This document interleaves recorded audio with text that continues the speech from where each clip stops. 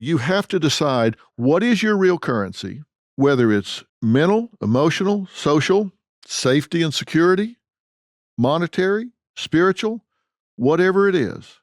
Second, realize that there's more than one way to skin a cat. You might have thought the only way I could get it would be dancing on Broadway. That's not true. What you wanted was the feeling you would get from dancing on Broadway. Do not assume that dancing on Broadway is the only way to get that feeling.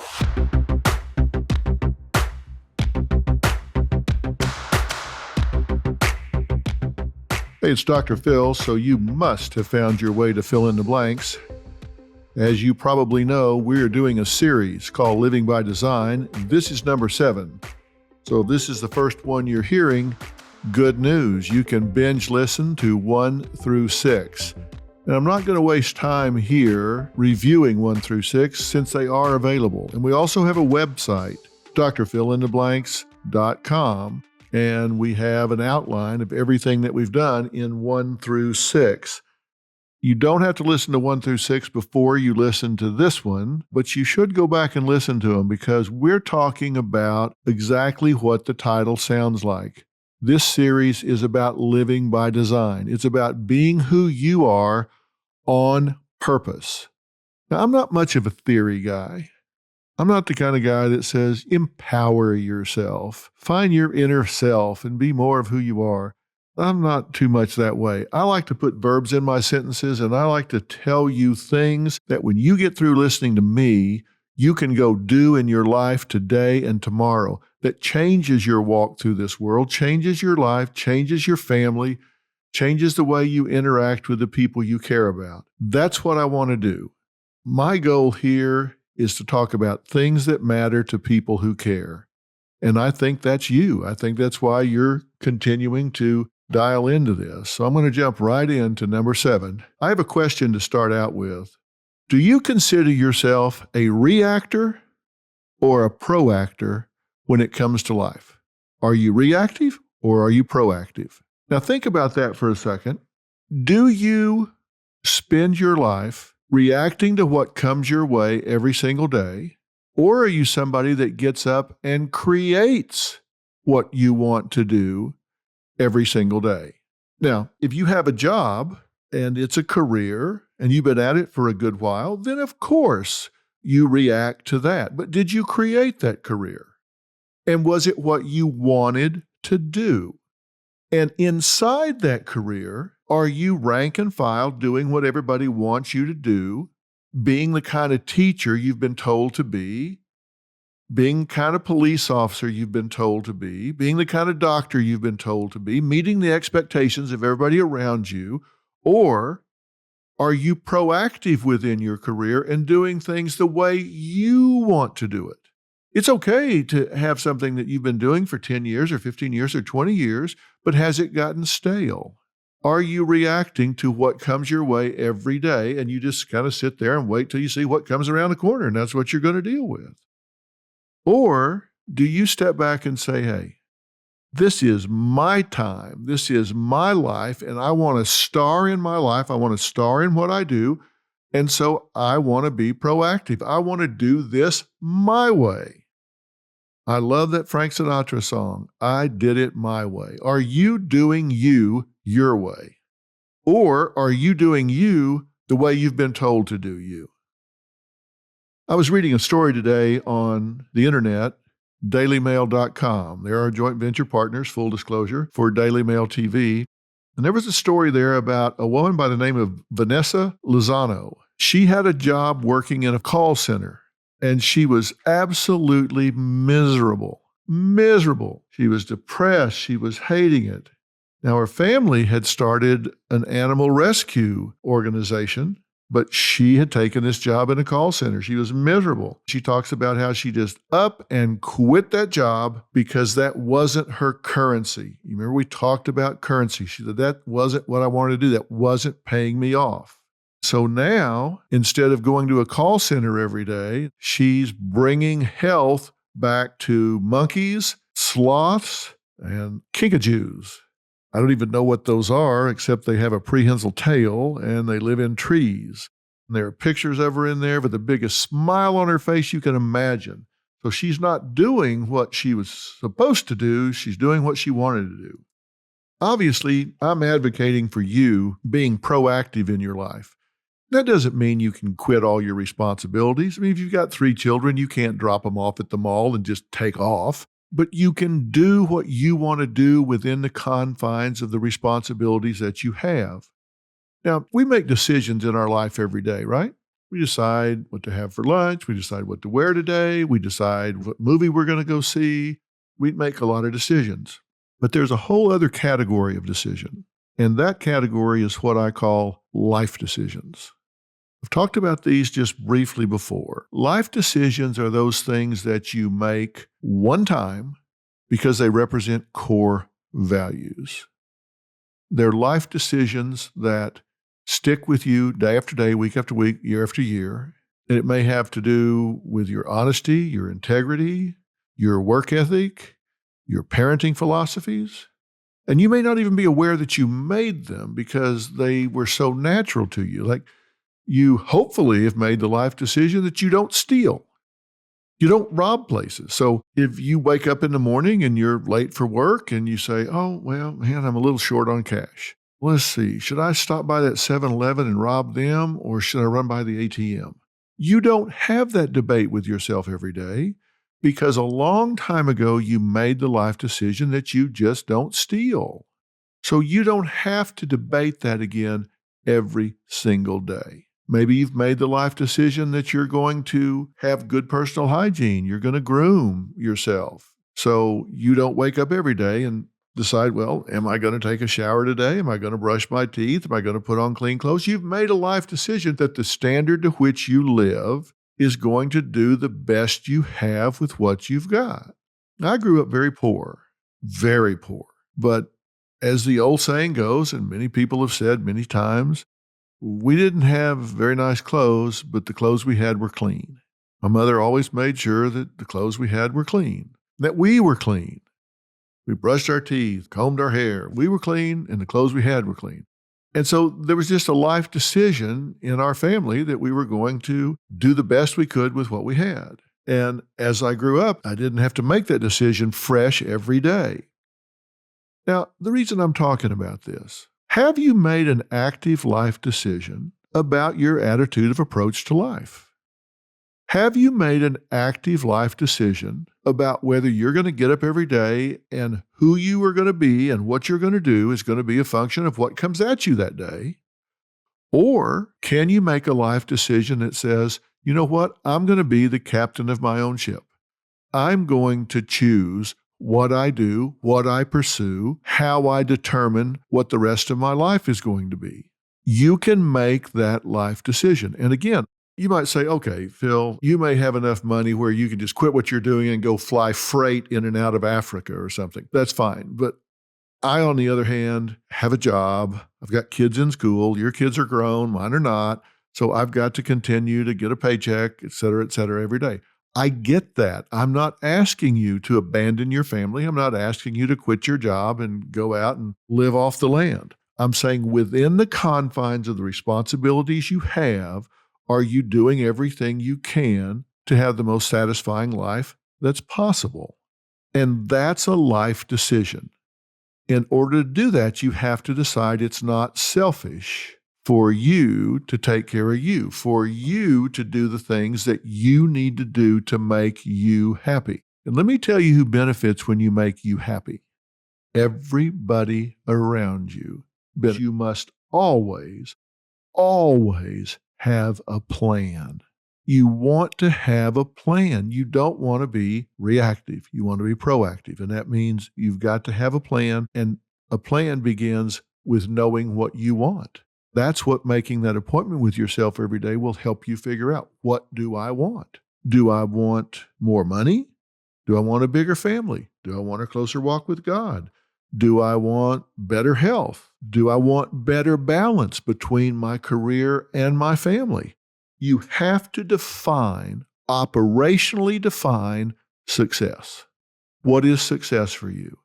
And if you say, well, it's more money, you may think, well, that's awful shallow. That's okay. If that's your operational definition for success right now, don't be ashamed of that. If you want more money, you got to start somewhere. That's okay. If success for you right now is to have more money, then let's click that one off, and then we'll move on to the next one. What is your operational definition of success? You have to figure out what that is so you know how to choose one behavior over another. And believe me, every choice comes at a price. If you choose to focus more on your job, it comes at the expense of your family. If you choose to spend more time with your family, it comes at the expense of your career. What you hope to do is create a balance between the two, where you can get the most out of each that you want. In short periods of time, you might overbalance in one direction versus the other. Like if you're coming up at year end and you've got some big quotas you need to make to get a bonus for the year, you might really focus on work. If you're coming up where it's the middle of the summer and you want to plan some time with your family and take some time off with them and make a vacation, you might really spend a lot of time focusing on your family at that point. It doesn't always have to be one way or the other, but you need to decide what your definition of success is, what you want more of in your life and what you want less of in your life.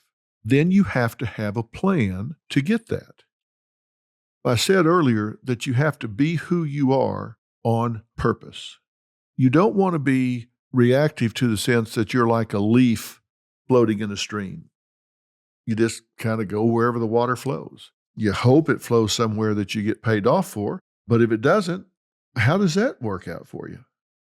If it's not getting you closer to what you want, you're really burning daylight. You're really wasting time. Here's what I want you to do.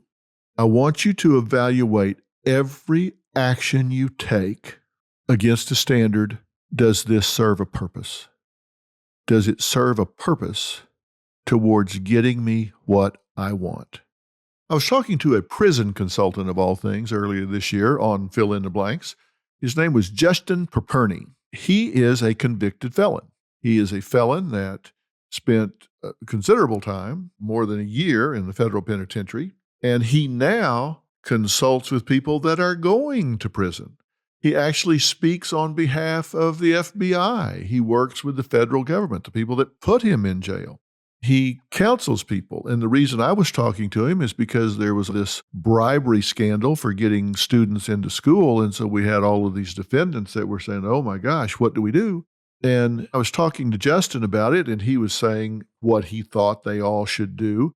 If you want to hear that, you can go back and listen to that episode. But one of the things he said was really interesting. He said, one of the things you shouldn't do is you shouldn't get in there and get on the softball team. You shouldn't get in there and play sports. You shouldn't get involved in all these extracurriculars. And my thought was, hey, why not? It passes the time. And his question was a question that I ask everybody, which is, does it serve your purpose? Your purpose is to get out of prison as fast as you can, as prepared for the next phase of your life as possible. And unless you're going to get out and be a professional softball player, then you don't want to waste time playing softball. You have a finite amount of discretionary time. You need to spend that time in the library. You need to spend that time investigating what your options are going to be after prison. What can you do? What can't you do? Educate yourself. Figure out how to reinvent yourself. Maybe you need to figure out how to appeal your case. Maybe you need to figure out 10 different things, but you're not going to find them on the softball diamond. Why in the world would you play softball? It does not fit your purpose, which is to get out of prison as fast as you can, as prepared as you can for the next stage of your life. And it made perfect sense to me because I preach that very thing. Evaluate every behavior in terms of whether it serves your purpose. Because what I want you to do is take specific actions toward a known outcome. Let me say that again. Take specific actions toward a known outcome. Now, if you don't know the outcome that you're trying to get, you cannot evaluate whether you should play softball or not. You can't evaluate which specific actions you should take and which specific actions you should not take.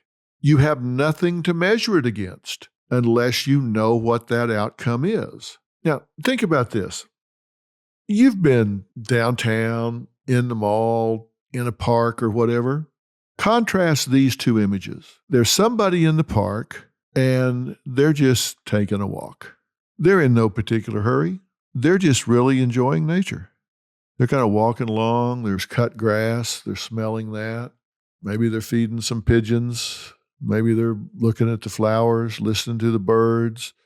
They're on a stroll. Contrast that to a man or woman coming the other direction who has just left their office, going to a meeting on the other side of the park, and they got 10 minutes to get there and it takes 15. How are they walking? They're walking with purpose. They have a spring in their step. They're not speed walking like in the Olympics, but they are walking with purpose, right? They're not strolling along. They're not feeding the pigeons. They're not enjoying the flowers. They might do that at another time, but right now they are walking with purpose. They are walking to achieve a particular goal, and that is to get from A to B in X number of time, to be at this meeting, to deliver a message, to achieve a goal, to make a sale, to negotiate something. Maybe it's just to deliver a pouch, but they've got an objective. They know what it is, they know what they have to do, and they are moving with purpose. How are you going through life? You feeding the pigeons, or are you headed somewhere? Unless you have arrived, you should not be feeding the pigeons. You should be walking with purpose, taking specific actions towards a known outcome. Now, does that mean there's never a time that you feed the pigeons? Does that mean there's never a time that you stroll through the park? Of course there is. But that's not what we're talking about right now, is it? We're talking about affecting change in your life and getting you more of what you want and less of what you don't want. And if you listen to what I'm telling you, you will have more time to feed the pigeons. You will have more time to enjoy the flowers and the cut grass, because you will have achieved more of what you want and need to take care of you and your family. You will have overcome mental illness. You will have achieved more money. You will have found more peace. You will have achieved whatever it is in your life. Listen, this can be anything that you're after. Like I said, maybe it's money. Maybe it's to get a promotion at your job. Maybe it's to get him to pop the question. But you have to have a plan to do that. I told you in the beginning that you weren't going to have to cheat, but this wasn't for the squeamish either, because life is competition. Make no mistake. You may not want it to be. You may say, well, Dr. Phil, that's just not the way I see it. Okay, then hit the stop button and go do something else. But I'm telling you the truth, whether you like it or not, if you don't think the place you work is competitive, then one of us is a fool, because the place you work is competitive. You say, well, these are my friends. We go to lunch together. Well, that's right. And while you're at lunch, you may not be all that competitive in that moment. But if there are 10 of you in one work group and one of you is going to get promoted, do you think the other 9 are not competing with you for that promotion? If you don't see that, then you are being Pollyannish, because they are. And listen, there's nothing evil about that. There's nothing wrong with them competing with you. The only mistake you can make here is to not recognize it.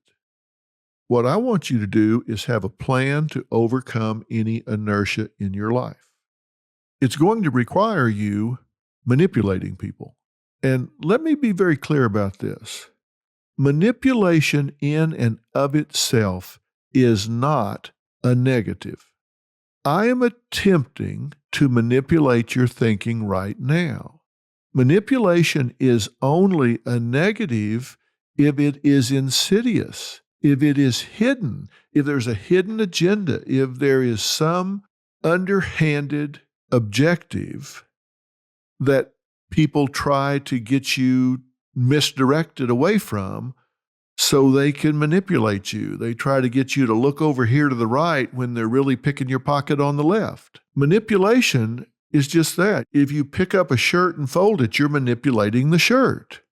If you're talking to your child and trying to get them to tie their shoe, you're teaching them to manipulate the laces in their shoe.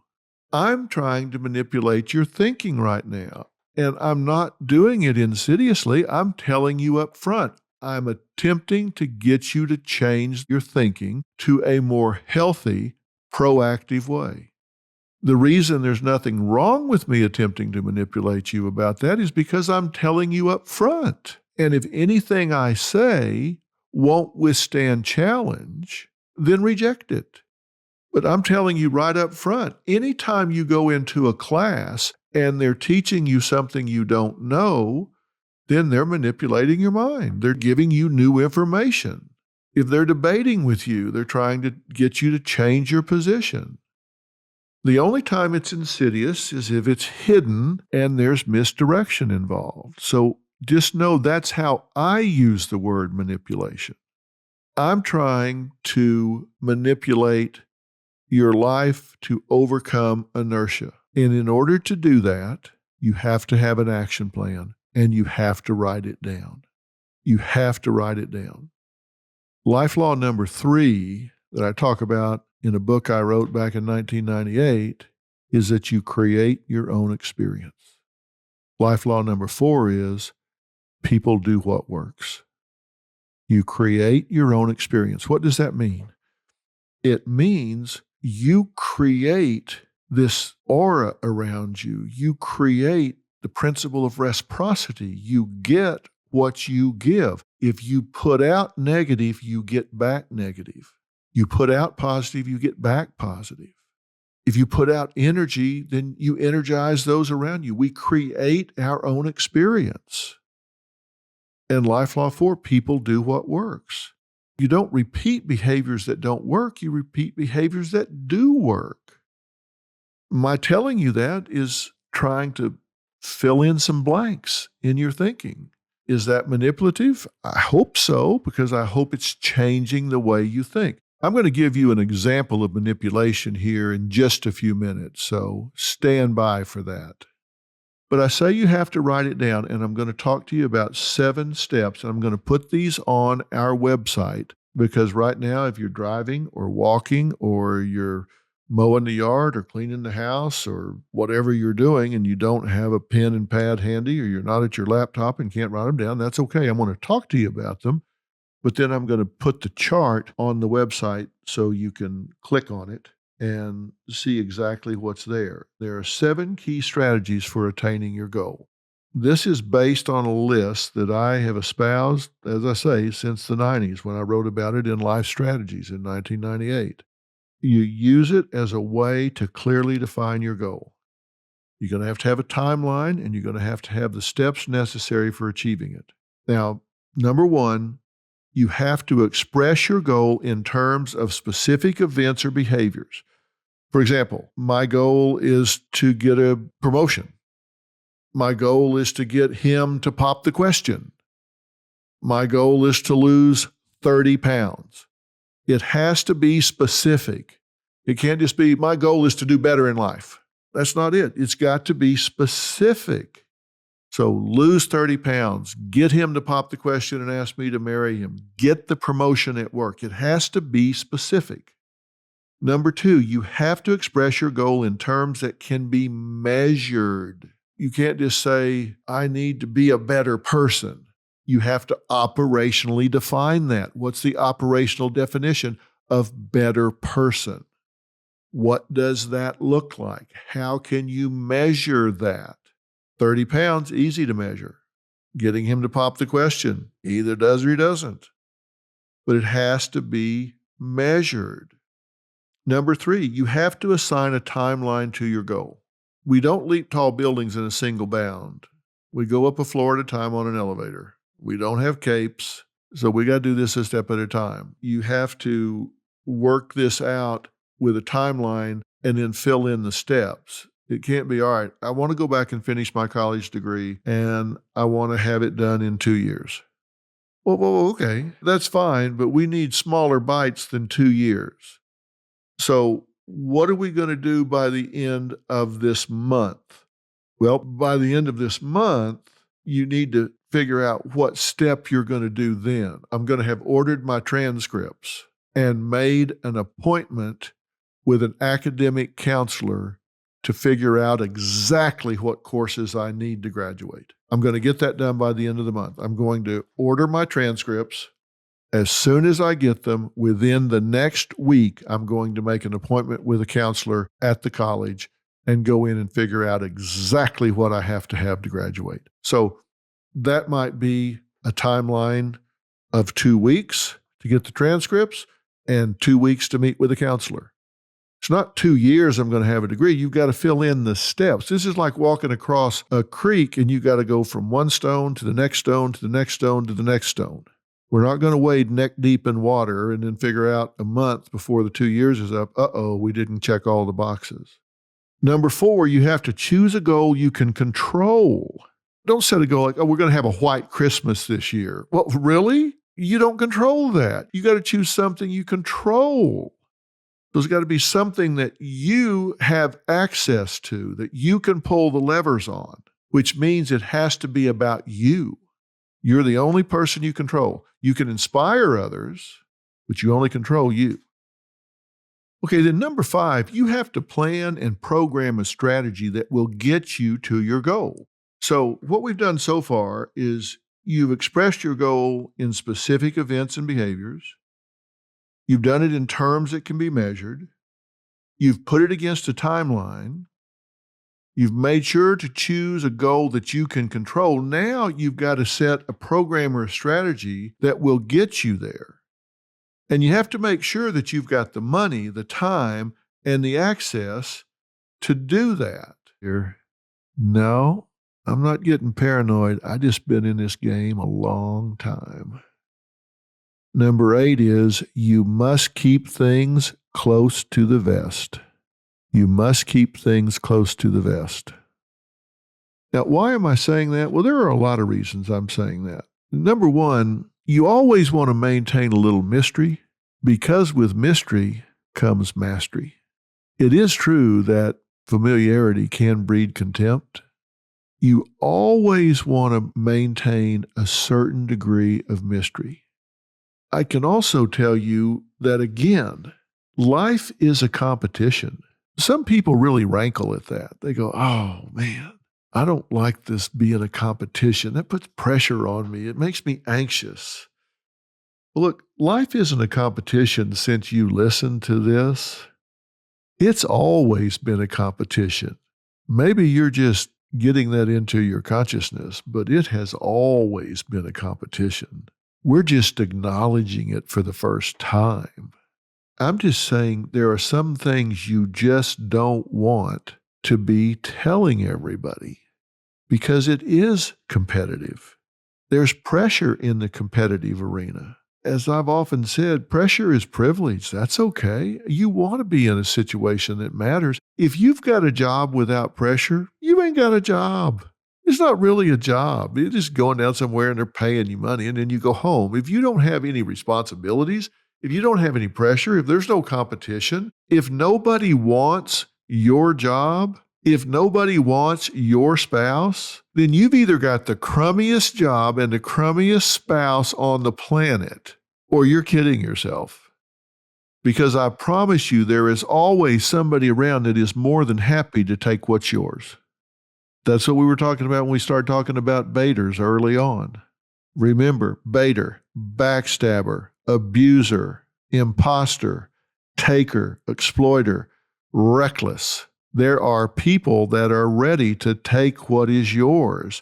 So you need to keep things close to the vest. My dad used to say, boy, don't ever miss a good chance to shut up. And I've never forgotten that. Now, I keep talking about competition, and you may think, well, competition's vulgar. Competition is beneath me. Well, okay. But my point is, it's going on whether you like it or whether you don't. You just need to be careful who you tell what. I'm going to give you a really good example. This came up in my private practice many years ago. I had a woman that was really steeped in inertia, just really, really was. And I was telling her some of the things I'm telling you now. And I'm saying, look, you got to believe enough in yourself to get out there and reach for what you want. And don't get caught in a comfort zone. I mean, come on, take a chance, take a risk. And you say, well, what if I fail? I say, okay, well, what if you fail? We'll talk about that in a minute. But let's just talk about what you want. The truth was, she had been in the same job for 6 or 7 years, and it was kind of a dead-end street for her. She worked for a law firm. There was a new job that had come open at a law firm in the same building, about 6 floors up, that she had heard about, that was a definite promotion. She was a paralegal, and this was a job that managed many paralegals. She was very excited about the job. It meant a $15,000 a year raise, and it meant less tedious work. It meant really a step up. She really was getting her courage up, and she was very excited about it. And there were 3 or 4 of these paralegals that she worked with at her place of work, and she was telling them, I'm going to do it. I'm going to step out there. I'm going to get this job. I'm going to take the chance. I'm going to get out there and see what happens. She came back in for her next appointment, and she was absolutely heartbroken, absolutely crestfallen. One of the women that she worked with at her firm went upstairs, applied for the job, and got it. And how did she know about it?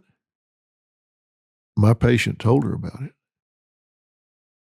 She was excited about it, and she didn't keep it close to the vest. She talked about it, said, I don't know if I can do it. I'm going to try. I don't know. I'm going to go up there on Friday. I'm going to do it. I just, I'm scared to death, but I'm going to do it. I'm going to do it. I'm going to do it. I'm going to do it. I'm going up there Friday at 3:00. Her friend got the job Thursday at noon. She went up there on her lunch hour Thursday at noon. She knew all about the job. She had her resume already. She went up there, interviewed for the job, and they hired her on the spot.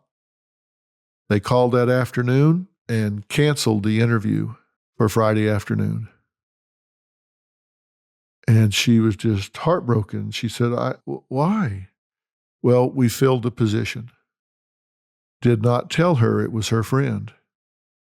And soon thereafter, her friend said, I'm really excited. I went and applied for that job, and they hired me. I didn't think they would. If you don't want me to take it, I won't. But I figured there's probably 100 people applying for it, so I thought I'll throw my hat in the ring. I didn't figure that you would care. I knew it would make a difference to you, and I didn't figure I'd get the job anyway. And I was just shocked when they offered it to me. But listen, if you don't want me to take it, I won't take it. She didn't keep her plans close to the vest. If she hadn't told these women that she was competing with about this opportunity, I have no doubt she would have gotten that job. Why do I have no doubt? Because she was upstream from the woman that got the job. She was better qualified. She had better experience. We role-played the interview. I helped her with the resume. I have no doubt she would have gotten that job. But she did not keep it close to the vest and blabbed about it and lost the opportunity. You have to be careful who you tell what. Now, there will be a very small group of people in your life that you can trust. You will meet people that are like-minded. You will meet what I call your balcony people.